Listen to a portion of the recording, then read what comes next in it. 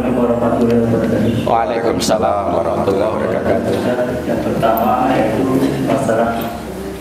masyarakat di zaman itu apakah juga sama di Indonesia seperti di zaman itu ada yang tidak sholat maupun yang perempuan ada yang tidak pakai wudhu dan sebagainya. Yang kedua itu masalah sholat maghrib hujan lalu kejaman. Nah, ini segera untuk pulang. Ini apakah ada dasar maupun ada hadisnya? Mungkin ini. Assalamualaikum warahmatullahi wabarakatuh. Waalaikumsalam warahmatullahi wabarakatuh. Monggo menika pertanyaan saking Abu Burhanuddin saking Masjid At-Taqwa. Terus manggaken Ustaz. Nggih, barakallahu fikum. Yang pertama bertanya tentang masyarakat di Yaman gitu. Yaman itu negeri Islam yang penduduknya 98 ataupun 99% muslimin. Jadi hampir 100%. Ada beberapa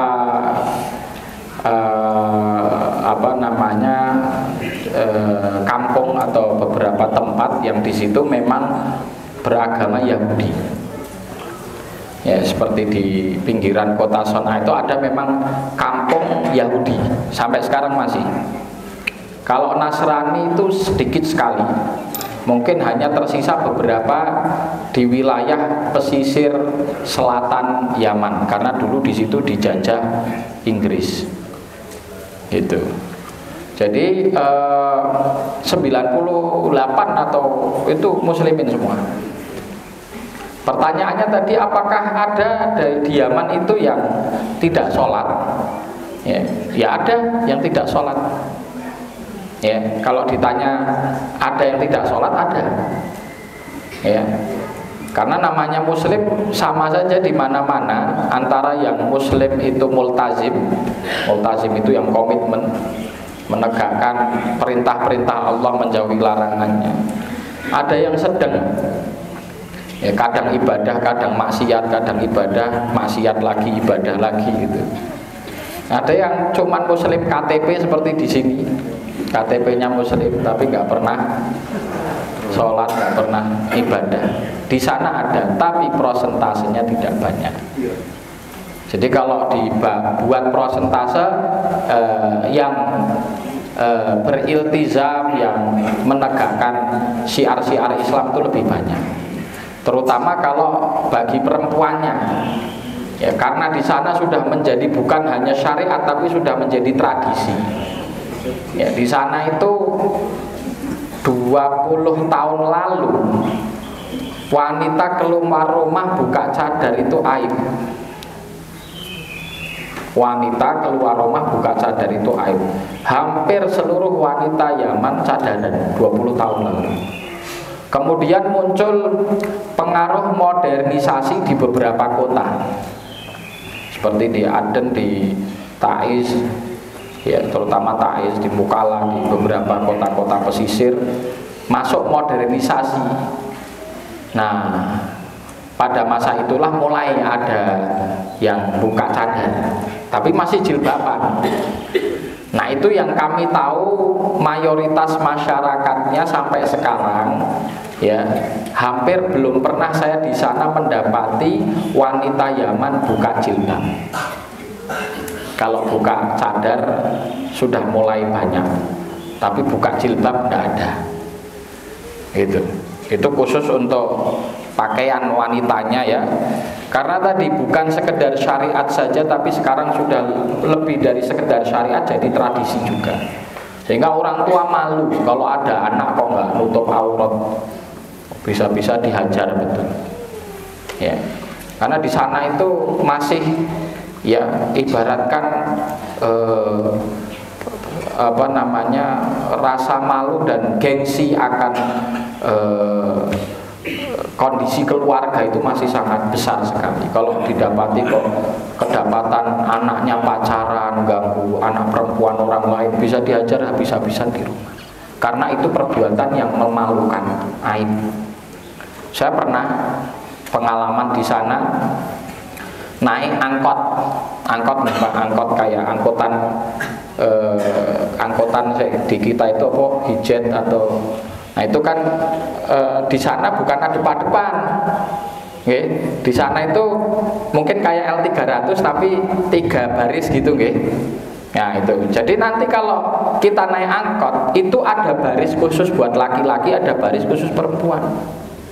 Kalau ada sudah perempuan duduk di satu baris, kemudian datang penumpang lain yang bukan mahram kok jejeri yang perempuan tadi, oh itu bisa dihajar seangkot. Dan betulan itu, saya pernah lihat, gitu loh. Sudah ada akhwat, kan ini baris pertama laki-laki semua, baris kedua akhwat duduk di situ. Tahu-tahu ada anak muda, gitu kan.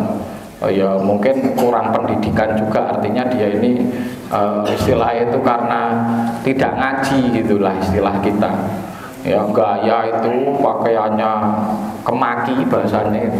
Tiba-tiba masuk angkot langsung duduk di samping wanita itu. Langsung dibengok itu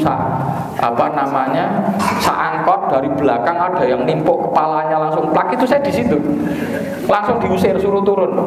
Sopir-sopirnya itu nyumpah-nyumpahi semuanya. Gitu.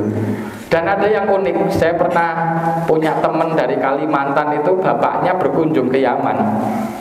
Dia sampai heran-heran. Orang Yaman itu masuk angkot aja salam. Assalamualaikum, waalaikumsalam. Itu nanti masuk lagi assalamualaikum, waalaikumsalam. Ada nggak di kita ini naik angkutan umum salam? Lah ini. Jadi ini adat kebiasaan ya yang saya sampaikan, dan ini inspirasi mungkin yang sisi-sisi kebaikannya kita ambil. Gitu Pak, itu kalau di Yaman terkait situasi masyarakat di sana. Yang kedua tadi masalah jamak mantor, jamak karena hujan. Nah ini dalilnya ada dasarnya sunnah Rasulullah SAW. Tapi para ulama di situ berbeda pendapat akan kebolehan ataupun akan masyru'iyah, disyariatkannya jamak karena hujan. Yang memandang bolehnya jamak akan hujan itu madhab Syafi'i dan madhab Hambali, itu diperbolehkan ya, jamak karena hujan ya. Dalam madhab Syafi'i setiap sholat yang bisa dijamak ketika safar bisa juga dijamak ketika hujan, termasuk zuhur dan asar. Tapi menurut madhab Hambali tidak, karena waktu antara zuhur dan asar itu masih panjang ya, mereka hanya memperbolehkan jamak maghrib dan isya karena waktunya sempit.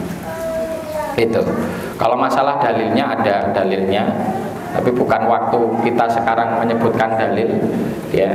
Yang penting kita taklid kepada salah satu madhab itu insya Allah selamat.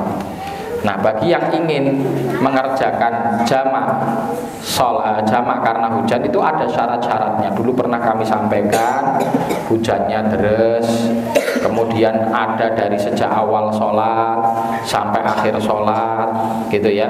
Kemudian dilaksanakan di masjid bersama dengan imam rawatib. Kalau yang negakkan itu imamnya ora jamak, terus habis itu jamaah ada yang nggak terima, wah jamak karo aku ayo kok mati gitu. Nah itu tidak boleh. Jadi harus mengikuti rawatib gitu, dan syarat-syarat yang dulu pernah kami sampaikan. Wallahu taala alam. Yang tidak ikut jamak juga tidak apa-apa ya. Seumpamanya imamnya jamak, tapi dia wah aku gak jamak, aku pengen sholat kok, nggak masalah. Dia tidak ikut jamak pulang tidak apa-apa. Yang tidak boleh justru yang tidak jamak sendiri. Nah